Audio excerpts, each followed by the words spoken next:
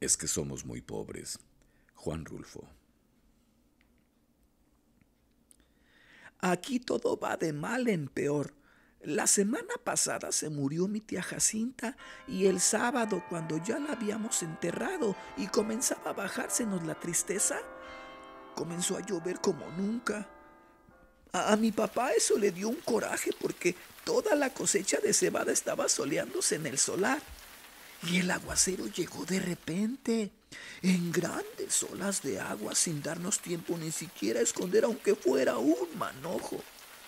Lo único que pudimos hacer todos los de mi casa fue estarnos arrimados debajo del tejabán, viendo cómo el agua fría que caía del cielo quemaba aquella cebada amarilla tan recién cortada. Y apenas ayer, cuando mi hermana Tacha acababa de cumplir 12 años, supimos que la vaca que mi papá le regaló para el día de su santo se la había llevado el río. El río comenzó a crecer hace 3 noches, a eso de la madrugada. Yo estaba muy dormido y, sin embargo, el estruendo que traía el río al arrastrarse me hizo despertar enseguida y pegar el brinco de la cama con mi cobija en la mano, como si hubiera creído que se estaba derrumbando el techo de mi casa. Pero después me volví a dormir porque reconocí el sonido del río y porque ese sonido se fue haciendo igual hasta traerme otra vez el sueño.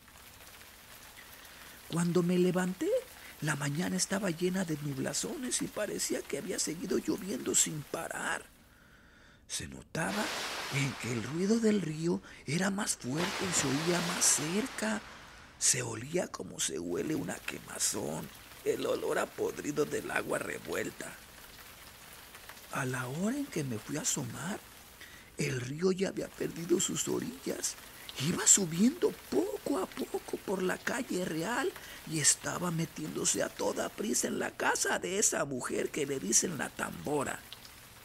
El chapaleo del agua se oía al entrar por el corral y salir en grandes chorros por la puerta. La tambora iba y venía caminando por lo que era ya un pedazo de río, echando a la calle sus gallinas para que se fueran a esconder a algún lugar donde no les llegara la corriente. Y por el otro lado, por donde está el recodo, el río se debía de haber llevado, quién sabe desde cuándo, el tamarindo que estaba en el solar de mi tía Jacinta, porque ahora ya no se ve ningún tamarindo. Era el único que había en el pueblo y por eso nomás la gente se da cuenta de que la creciente, esta que vemos, es la más grande de todas las que ha bajado el río en muchos años. Mi hermana y yo volvimos a ir por la tarde a mirar aquel amontonadero de agua que cada vez se hace más espesa y oscura y que pasa ya muy por encima de donde debe estar el puente.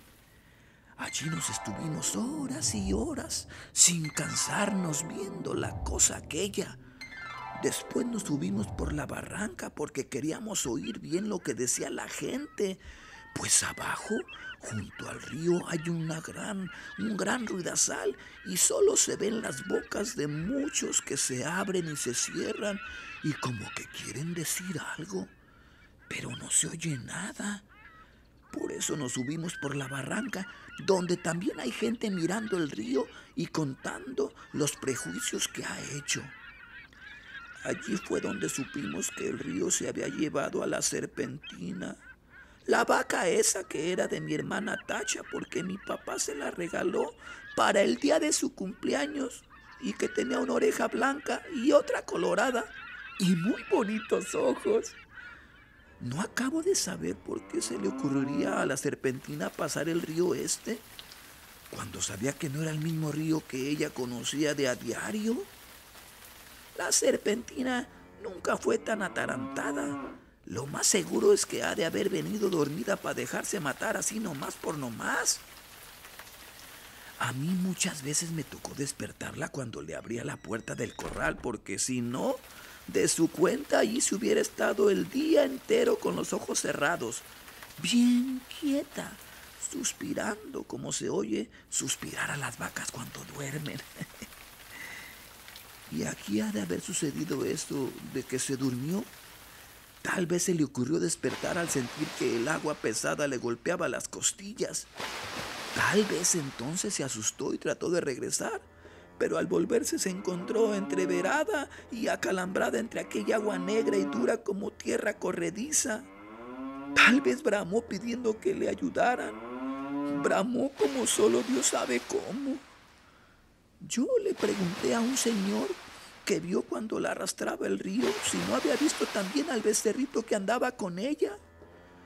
Pero el hombre dijo que no sabía si lo había visto. Solo dijo que la vaca manchada pasó patas arriba muy cerquita de donde él estaba y que allí dio una voltereta y luego no volvió a ver ni los cuernos, ni las patas, ni ninguna señal de vaca. Por el río rodaban muchos troncos de árboles con todo y raíces, y él estaba muy ocupado en sacar leña, de modo que no podía fijarse si eran animales o troncos los que arrastraba. No más por eso no sabemos si el becerro está vivo o si fue detrás de su madre río abajo. Si así fue, que Dios lo ampare, que Dios los ampare a los dos. La apuración que tienen en mi casa es lo que pueda suceder el día de mañana. Ahora que mi hermana Tacha se quedó sin nada, porque mi papá con muchos trabajos había conseguido la serpentina, desde que era una vaquilla para dársela a mi hermana, con el fin de que ella tuviera un capitalito y no se fuera a ir de piruja como lo hicieron mis otras dos hermanas, las más grandes.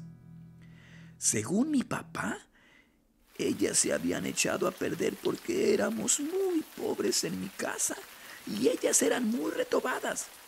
Desde chiquillas ya eran rezongonas y tan luego crecieron les dio por andar con hombres de lo peor, que les enseñaron cosas malas.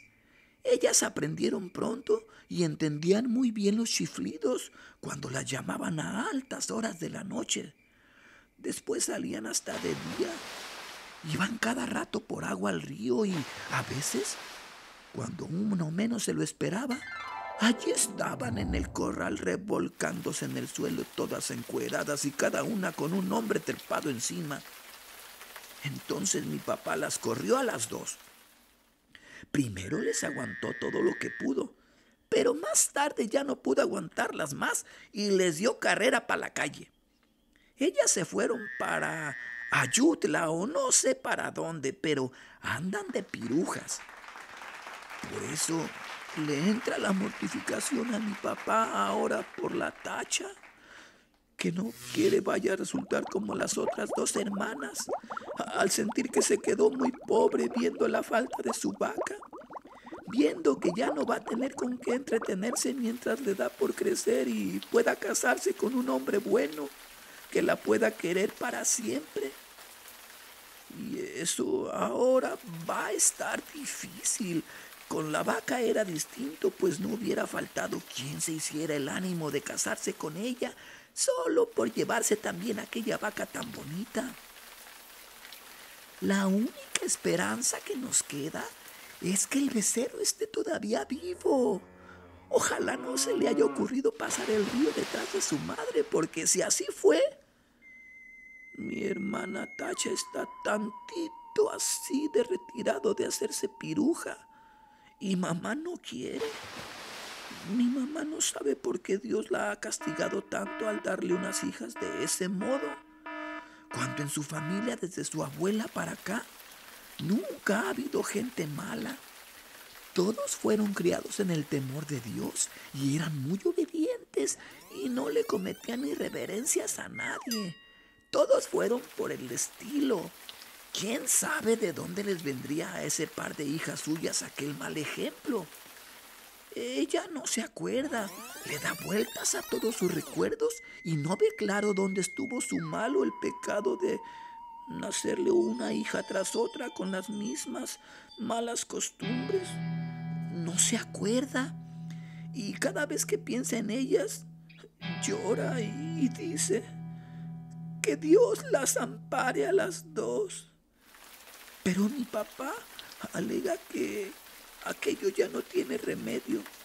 La peligrosa es la que le queda aquí, la Tacha, que va como palo de ocote, crece y crece, y que ya tiene unos comienzos de senos que prometen ser como los de sus hermanas, puntiagudos y altos y medio alborotados para llamar la atención. Sí, dice, le llenará los ojos a cualquiera donde quiera que la vea y acabará mal, como que estoy viendo que acabará mal. Esa es la mortificación de mi papá. Y Tacha llora al sentir que su vaca no volverá porque se la ha matado el río.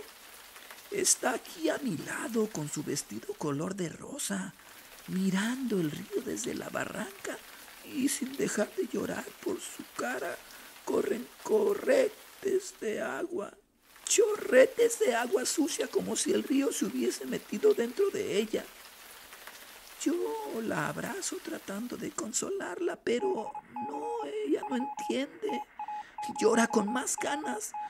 De su boca sale un ruido semejante al que se arrastra por las orillas del río, que la hace temblar y sacudirse todita, y mientras la creciente sigue subiendo, el sabor a podrido que viene de ella salpica la cara mojada de Tacha, y los dos pechitos de ella se mueven de arriba a abajo sin parar, como si de repente comenzaran a hincharse para empezar a trabajar, por su perdición. Juanjo López, poesía viva desde Chicago.